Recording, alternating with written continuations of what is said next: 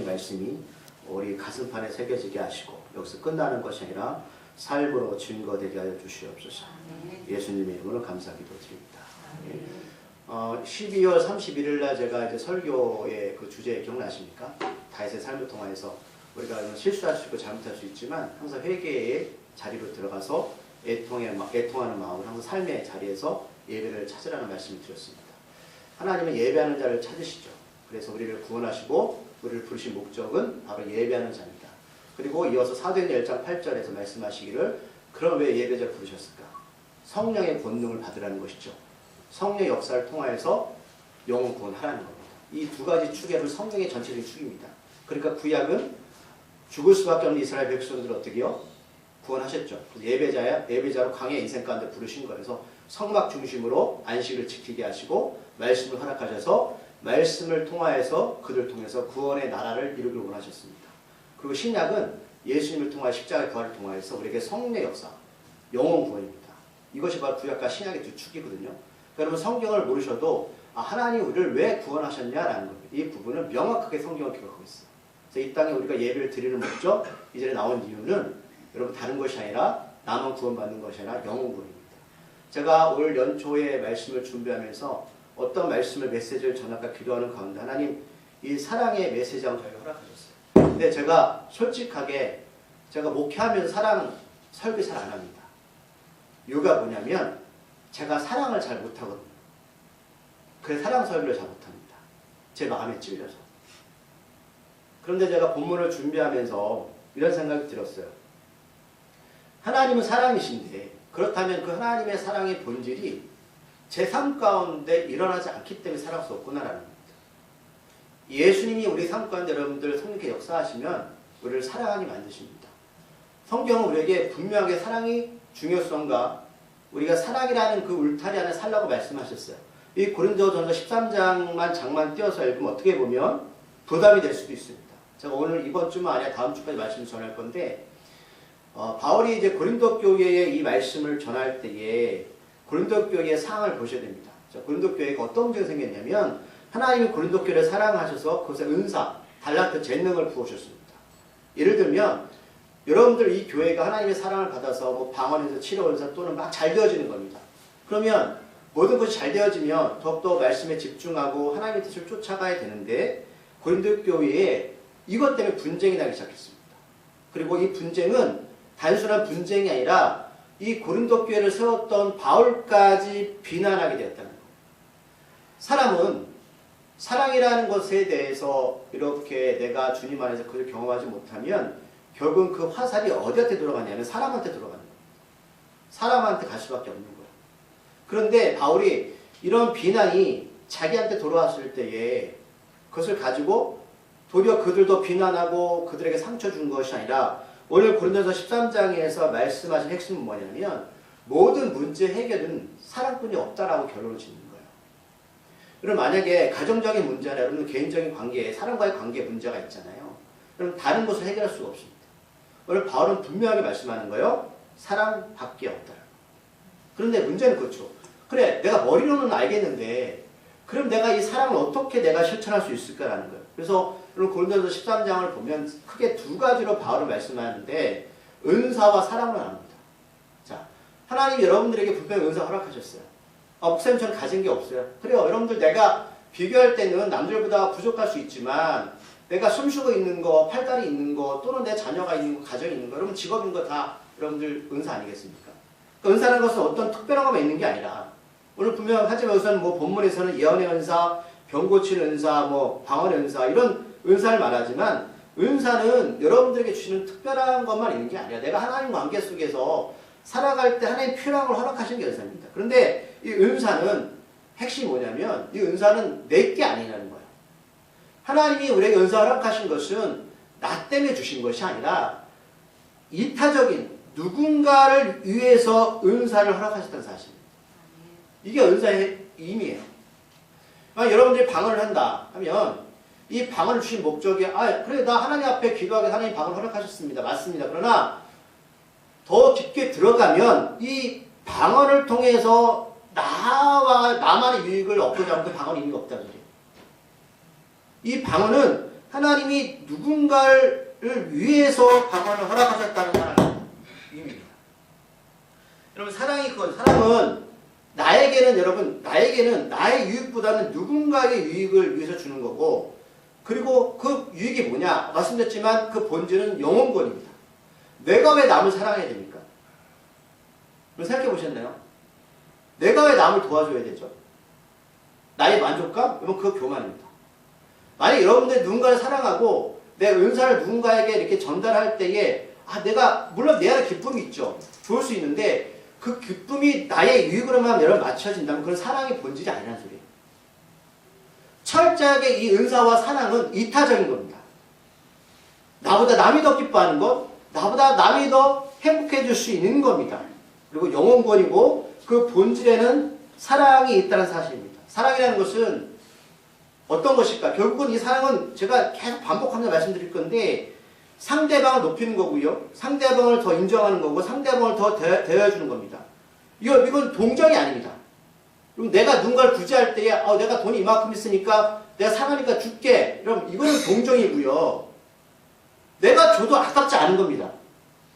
이거는 내 게 아니기 때문에 너 부족하니? 그래 줄게. 그럼 이게 사랑이라고요. 내가 남으니까 너 어려워? 물론 그것도 감사한 일이죠. 하지만 그거는 동정일 수 있는데 내가 가진 것은 하나님 주신 은혜이기 때문에 그리고 내가 있는 걸 너에게 주는 거는 당연한 겁니다. 이게 바로 사랑이라고요. 이게 사랑입니다. 그렇기 때문에 우리가 오늘 은사와 사랑 두 개를 나눌 때에 하나님께서 이들한테 주시는 바울이 말하는 고린도 교회한테 말하는 것은 결국은 너희가 은사가 있든 사랑이 있든 그 너희 것이 아니라는 것을 본질적으로 말씀하는 거예요. 하나님께 드리는 것이고 이웃한테 드리는 거기 때문에 아깝지가 않아요. 내 마음속에. 우리 1절에 보니까 방언에서 먼저 말해요. 방언. 자 뭐라고 말하냐면 내가 사람의 방언을 말을 할지라도 혹은 천사의 말을 할지라도 저는 천사의 말을 들어본 적은 없습니다. 그렇다면 이 천사들을 하나님이 창조하신 목적이 뭐냐면 하나님 나라에서 하나님을 찬양하기 위해서 천사들을 만들었거든요. 그럼 상상해 보세요. 자, 천사가 하나님을 찬양할 때 이 세상에 아무리 아름다운 언어, 어떤 노래보다 천사의 그 하나님 찬양하는 그 목소리가 얼마나 아름다울까요? 상상할 수 없겠죠. 우리가 하나님 나라 가면 이걸 이제 경험하게 될 겁니다. 그러면 사람이 우리가 그 경험할 수 있는 그 아름다운 그 목소리로 말을 한다 할지라도 사랑이 없으면 그거 아무것도 아니라고 성경 말씀하고 있는 거예요. 우리가 방언하게 되면 사람들 그래요. 교회 나오면 저 사람은 방언에 믿음이 좋은 것 같아. 맞아요. 믿음이 있을 수 있습니다. 그러나 성경은 사랑 없으면 그거 아무것도 아니야. 분명히 결론을 짓고 있어요. 이게 자기 자랑이 될 수 있다는 거죠. 어떤 사람이 그런 마음 품는다는 거예요. 저 사람은 교회 10년 다녔는데도 방언 못해. 나는 방언할 수 있어. 그러면 저 사람이 방언 못하는 부분과 내가 방언하는 부분과 무슨 차이가 있습니까? 내가 위로워서 내가 하나님께 더 믿음이 크고 저분은 나보다 믿음이 약하기 때문에 방언을 못하고 나를 한다? 그런 생각을 품는 순간에 그분은 사랑이 없는 거야. 우리에게 방언을 주신 목적은 분명히 말씀드리지만 방언을 통해서 하나님의 관계 속에서 영혼권입니다. 내가 방언을 통해서 누군가를 살리고 누군가 덕이 되고 이런 것들에 사용되는 근거가 된다면 감사한 일인데 나라는 존재는 점점 커지면서 누군가의 존재는 교회에서 저는 믿음이 없어서 그래 기도 안 해서 그래 이런 것들로 우리가 나아간다면 그건 하나님 주신 방언이 될 수가 없는 거예요. 자아도취입니다. 내 만족감이에요. 내 만족감. 근데 이런 일들이 고린도교회에 있었다는 사실이에요. 하나님의 은사를 주신 방언의 이유, 목적은 상실되고 그저 자기 일을 드러내는 모습으로 이 교회에서 고린도교회에서 나타났다라는 겁니다. 그 다음 말씀 보니까 뭐냐면 예언입니다. 사랑 없는 예언. 그러니까 여러분 보면 연말 되면 연초 되면 사람들 무답지 많이 가잖아요. 그렇죠? 그리고 믿는 사람들도 예언 받으러 가는데 여러분 예언은 사람 잘못 알고 있는 게 예언이 뭐냐면 하나님의 말씀을 풀이해 주는 게 예언입니다. 그러면 구약에는 어떤 예언이 있었냐면 많은 선지자들이 예수님 오실 거란 예언을 했지 그 사람들이 한 사람을 불러다가 너 죽을 거야 살 거야 잘 될 거야 이런 예언 한 적이 없어요. 근데 사람들은 착각을 해서 난 예언을 받을 거야 말하는데 모든 것들은 하나님께서 인도하시는데 하나님 여러분들을 악하게 맞추시겠습니까? 여러분들 하나님 관계 속에서 난 하나님께 죄가 있어 하나님 나를 악하게 만들 거야 그렇지 않다고요. 하나님 우리를 다 선하게 인도하십니다. 그런데 사람들은 예언을 잘못 알고 있어요. 그런데 벌써 2000년 전에 그때는 성경도 별로 없었어요. 그리고 그러다 보니까 사람들이 성경을 읽다 보니까 이해가 가지 않죠. 그러면 회당에 사람들이 모일 때에 물어보는 거죠. 성경을 잘 아는 사람한테. 예수님이 누구십니까? 라고 물어보면 그 사람은 구약 성경을 근거로 해서 신학이 없었으니까 구약 성경을 근거로 해서 그 성경을 풀어주기 시작하는 겁니다. 이게 예언이에요. 쉽게 말하면 제가 지금 말씀드리는 게 예언입니다. 예언을 여러분 앞날 말씀드리는 게 아니에요. 우리나라 70년대만 해도 여러분 교회마다 목사님들이 없었어요. 그래서 어떤 교회는 시골 교회는 집사님이나 장로님들이 뭘 했냐면 말씀을 전했거든요. 왜? 목사님이 없으니까. 그래서 담임 목사님들이 줄마다 여러 군데를 이렇게 돌아다니면서 말씀을 뭐 한 달에 한 번씩 말씀 전했단 말이에요. 이게 예언입니다. 예언이에요. 지금도 중국 같은 데서 말씀을 전하면 몇 시간을 말씀을 전한대요. 그러면 이 사람들이 듣고 더 해달라는 거죠. 그리고 듣고 끝나는 게 아니라 우리처럼 인터넷 방송이나 이런 방송이 발달하지 않았으니까 집에 돌아가서 이 말씀을 어떻게 그대로 전해주는 거예요. 이게 예언이에요. 우리가 말씀을 들었다면 끝나는 게 아니라 이 말씀을 누군가에게 전해주는 것. 이게 바로 예언입니다. 그러니까 이런 것들이 초대교회는 예언하는 사람들을 굉장히 높게 사는 거죠. 그렇겠죠, 여러분.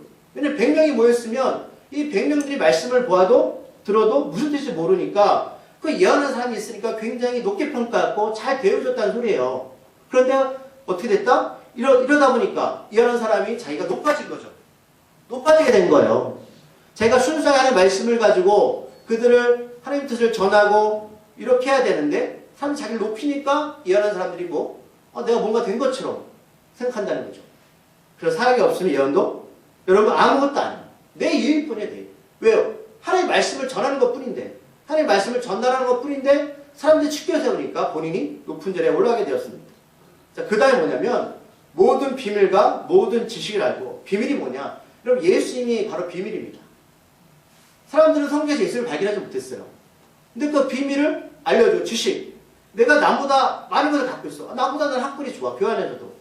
제가 강조하지만 어느 교회 갔더니 장로님의 임직실을 하는데 장로님의 학력을 쭉 써요. 여러분 장로님 되는데 학력이 중요합니까?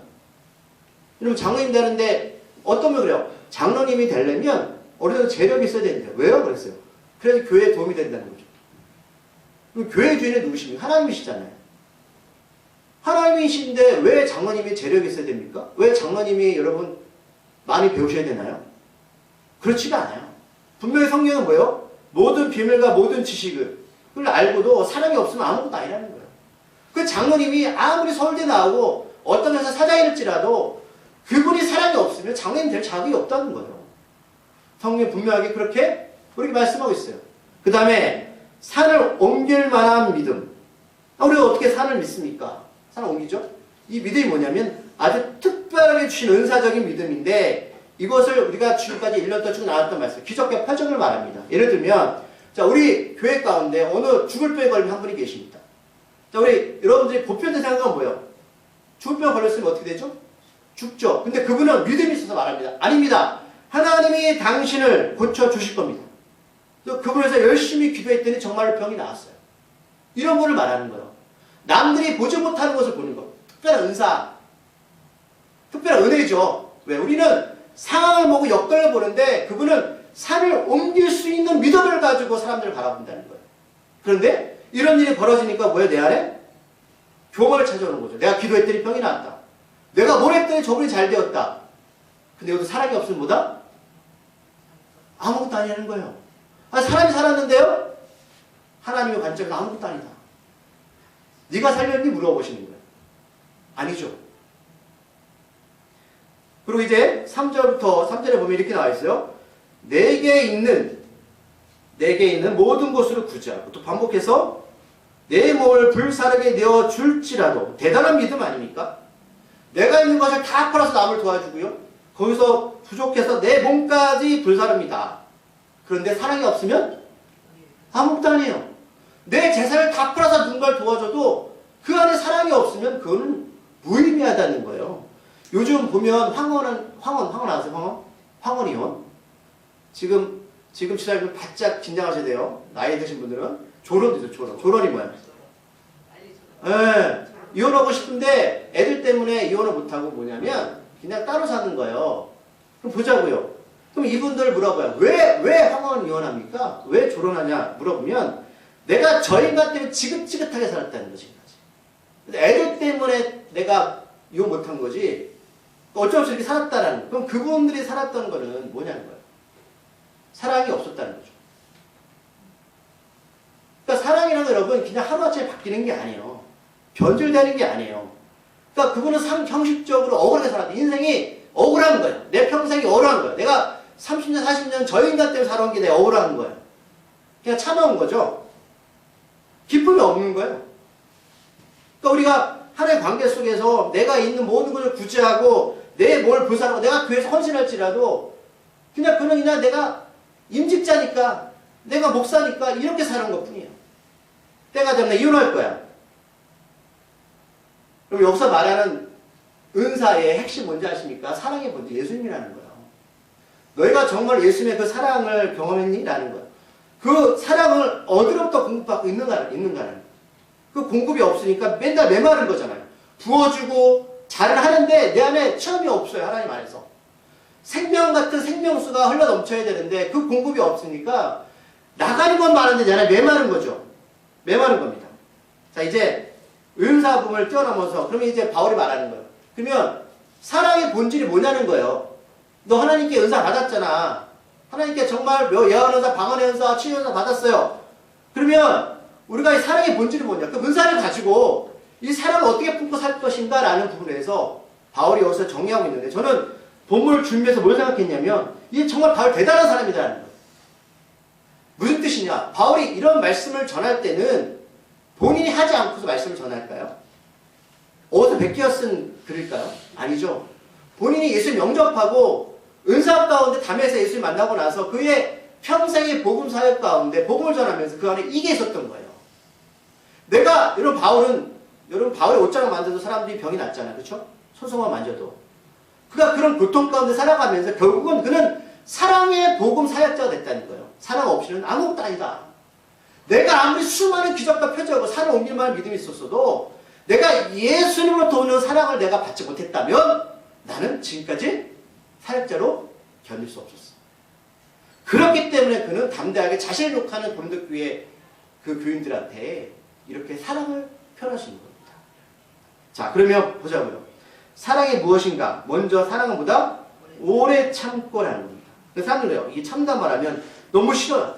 그럼 내가 누군가 나한테 악하게 굴고 악하게 하는데 뭘 참으라는 거냐는 거예요. 이렇게 볼 수 있죠. 우리가 왜 못 참죠? 왜? 나는 잘하는데 저 사람이 악하게 굴 수 있잖아요. 여러분 이거는요. 의미를 정확히 파악하셔야 돼요. 그러니까 우리가 성경을 보면 단어만으로 이해가 안 가는 거예요. 이게 어떤 의미냐면 환경이나 어떤 여건을 해서 참는 게 아니에요. 예를 들면 내가 가난하다. 무조건 참아라? 저 인정 못해요. 이 뜻 아닙니다. 내가 배고파요. 무조건 참아? 이 뜻 아니에요.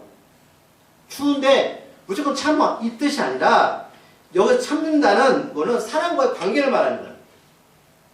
사람과의 관계. 환경적인 걸 말하는 게 아니라 바울은 고린도 교회 교인들아 너희들 사람과의 관계에서 참아야 돼 라는 거예요. 이걸 인나라고 말할 수 있는데 그러면 보세요. 여러분들이 만약에 내가 아는 사람이 있고 자녀가 될 수 있는데 어떨 때 참을 수 있는지 가만히 생각해 보세요. 예를 들면 저 인간 절대 변하지 않아. 그럼 참을 수 있습니까? 네? 저 인간은 내가 죽을 때까지 변하지 않을 거야. 전 진짜 나쁜 놈이야 라면 여러분 참지 못해요. 그런데 하나님 말씀하시는 거예요. 내가 저 사람을 변화시킬게. 그러면 참을 수 있어요? 없어요? 이 말씀하는 거예요. 우리가 생각하는 참음이 다른 거예요. 뭐 저희 환경이 뭐 이런 게 아니라 관계 속에서 하나님 무조건 참으라고 말씀하는 게 아니라 사랑은 우리를 소망을 가지고 오래 참게 만들어 간다는 거예요. 이거는 내가 하는 게 아니에요. 하나님이 우리 마음속에 내가 저 사람을 변화시켜 줄게. 소망을 가져 견뎌내 라고 말씀하는 거예요. 다르죠? 사랑하는 사람에 대해서는 그래서 우리가 인내할 수 있는 겁니다. 언젠가 하나님이 저 사람을 어떻게? 반드시 변화시킬 거야 라는 거예요. 그럼 처음 예수 믿는 사람하고 10년 예수 믿는 사람하고 같다면 안 되죠. 제가 실망한 게 뭐냐면 왜 저 사람은 수십 년을 예수님 믿었는데 변화가 없을까라는 거죠. 본질적으로 바울이 말하는 게 뭐냐면 예수 그리스도의 성령의 역사 그것이 일어나지 않았기 때문에. 그러니까 제가 늘 강조하는 거예요.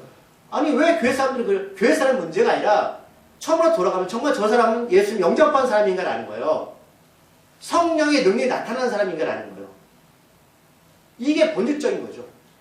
하나님 그런 사람을 바꾸신다는 소리예요. 그래서 우리가 여러분 가장 관대한 사람이 여러분 살아가면서 누구한테 가장 관대하세요? 같은 실수를 저질러도? 누구예요? 맞아요. 왜 자녀한테 관대하시나요? 왜 남편한테 아내한테 왜 관대하지 못해서 자식한테 관대? 이유가 있어요? 이유는 뭐냐면 내 뱃속으로 낳았기 때문이에요. 여러분 하나님께서 우리에게 관대하신 이유가 뭔지 아세요? 우리를 사랑하시기 때문에. 이유는 없는 거예요. 저 자식이 나한테 뭐 돈을 갖다 줘서 이쁜 게 아니죠. 이미 하는 거. 하나님이 다 변화시키시고 소망을 가져라 라는 거예요. 그 다음에 사랑은 뭐냐면 두 번째 온유입니다. 온유. 온유가 사람들은 이것도 착한 명인데 내가 무조건 참는 거 온유가 아니라 이게 모세는 하나님이 말씀하셨어요. 모세는 모든 사람보다 세상에서 가장 온유한 사람이다 라고 말씀하셨는데 그 모세가 착해서 온유나 그 뜻 하나님이 그를 이렇게 높이신 게 아니라 온유는 이런 언어예요. 야생마가 있는데 그걸 길들여가는 거예요. 그럼 야생마 이렇게 힘들어요? 힘들지 않아요? 왜 힘들죠? 맞아요. 전에는 내가 하나님, 예수님 만나기 전에 내 마음대로 들판을 내가 떠나했단 말이에요. 그런데 하나님이 오셔가지고 멍에 쓰이고요, 줄 매고요, 안 돼, 하지마. 미치겠는 거예요. 내 삶이. 근데 하나님이 모세가 그런 거죠. 내가 40년 동안, 망대상을 40년 동안 내가 양을 칠 때 내 마음대로 사는 하나님 언니가 딱 부르셔가지고 딱 하나님의 울타리를 가둬놨어요. 근데 그게 그 삶에 순종하는 삶, 바로 이게 온유입니다. 그럼 온유하는 사람이 막 세상에서 길도 살다가 하나님 앞에 딱 걸리면 어떻게 되는지 아세요? 내 거 안 핍니다. 하나님 원하신 대로 가는 거죠. 그러니까 사랑이 뭐냐면 이거를 남을 인정하는 거죠. 내가 이상하게 사람들이 내가 왜 저도 그렇지만 내 중심적이 뭐냐면 제가 자녀 키울 때도 마찬가지인데 제가 착각하는 게 하나 있어요. 내 경험은 다 맞고요. 난 잘 살아왔어요. 너는 잘못됐어. 그래서 뭐가 잔소리하고 흉이 나가잖아요. 여러분 보세요. 그런데 사람이 얼마나 교만합니까?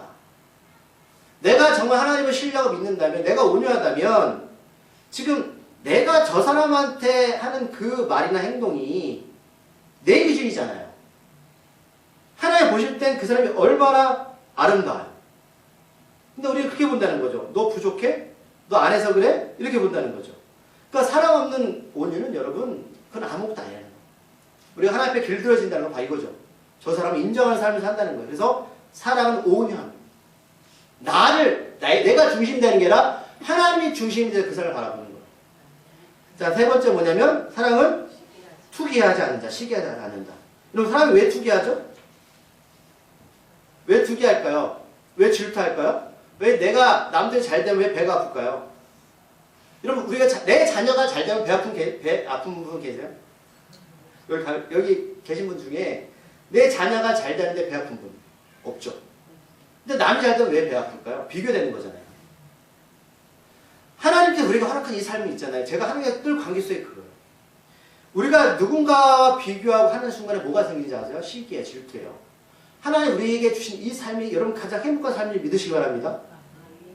목사님 잘 믿을 수 없어요. 맞아요. 그럴 수 있어요. 저도 이게 100% 제가 정화된 건 아니지만 여러분들 하나님이 여러분들 내 지금 옆에 있는 사람, 내 자녀들, 남편 이것을 우리한테 허락하신 것은 최상의 것을 허락하신 겁니다.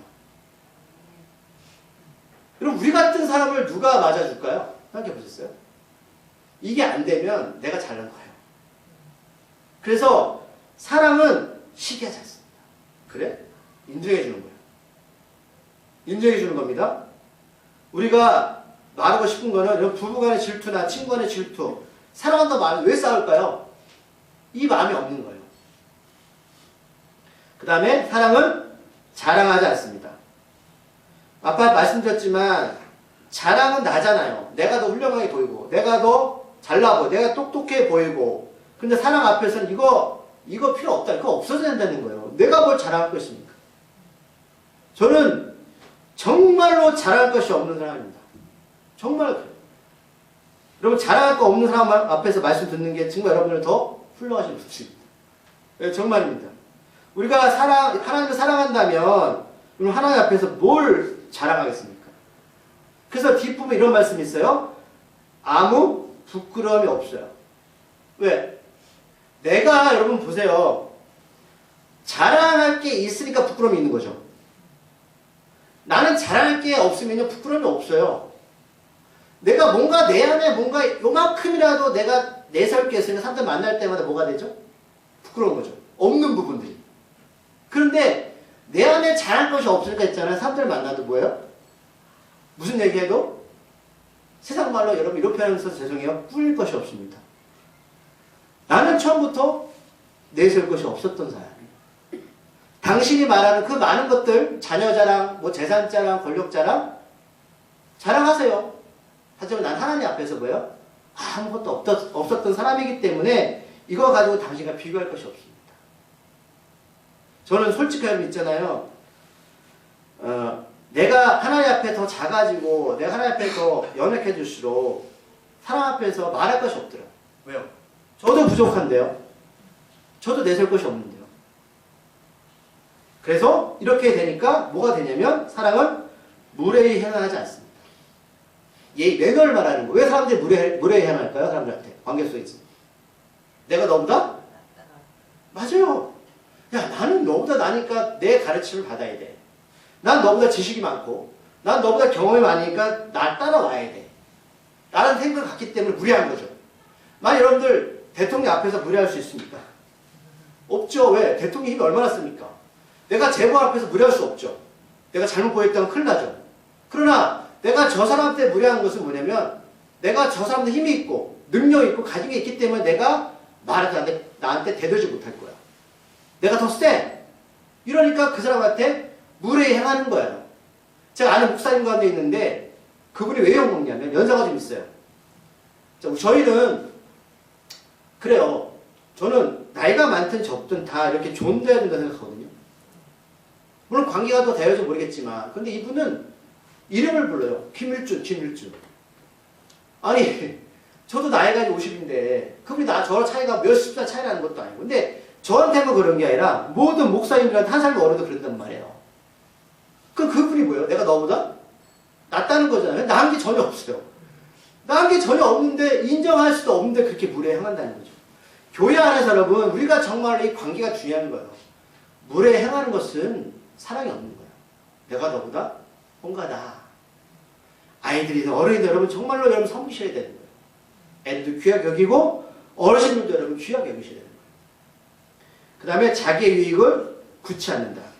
이거는 자기의 유익이 아니고 반대로 상대방의 유익을 구해야 된다는 거예요.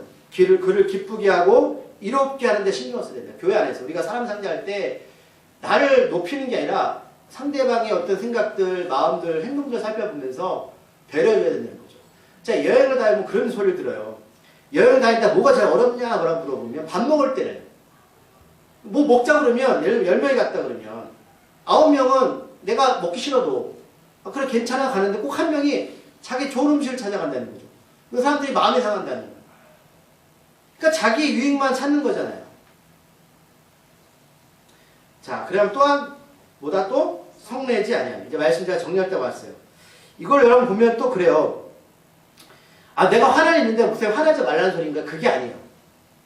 이거를 좀 더 직역하면 뭐라고 성경에 기록하고 있냐면 급하게 성내지 아니하며. 좀 다르죠? 그러니까 화를 낼 수 있어요, 여러분. 화를 낼 수 있는데 어떻게 내라? 급하지 않게 내라는 거예요. 성경은. 하나 우리한테 김 목사도 화내지 마. 이게 말씀하는 게 아니라 화를 내더라도 급하게 내지 마. 이거를 우리말로 표현하면 절제입니다. 성리 열매죠. 그럼 우리가 왜 급하게 왜 화를 내냐면 결국 이것도 그거예요. 내가 너보다 낫다는 거죠. 어떤 상황 가운데서 막 화를 내잖아요. 나는 잘못한 게 없어? 넌 잘못했어.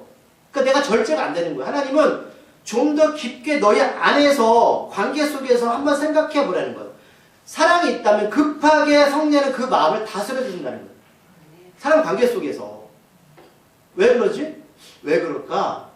나한테 뭔가 마음에 들지 않을까? 한 번쯤 생각해보고 충분하게 기도하며 나가라는 소리예요.